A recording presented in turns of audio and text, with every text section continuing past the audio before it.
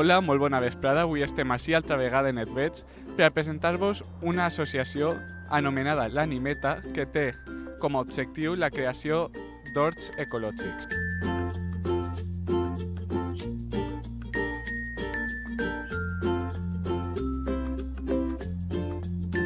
De todo lo que hacemos aquí, la parte de los huertos sociales, el proyecto de autoempleo, el convenio que tenemos con Lluerna, que es una asociación de diversidad funcional. El projecte dels horts ecològics el que pretenen és fomentar l'agricultura ecològica i el consum responsable així en Quart. ¿Por qué aquesta iniciativa dels horts ecològics a Quart de Poblet?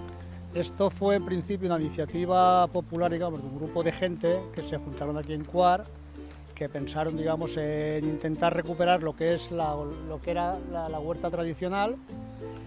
Y bueno, a través de conversaciones con particulares, con el ayuntamiento, pues bueno, se fue trabajando en el proyecto. Allí al final, pues bueno, pues hablamos con un particular que nos cedió lo que es la parcela esta. Y nada, y eso, pues digamos, es un poquito lo que es el principio del proyecto. I fins així el programa d'avui. Avui sabem que el nostre poble disposa d'un lloc on podem plantar aliments ecològics. I per aquesta raó vaig agafar-me un regalet. Ja tinc una fava.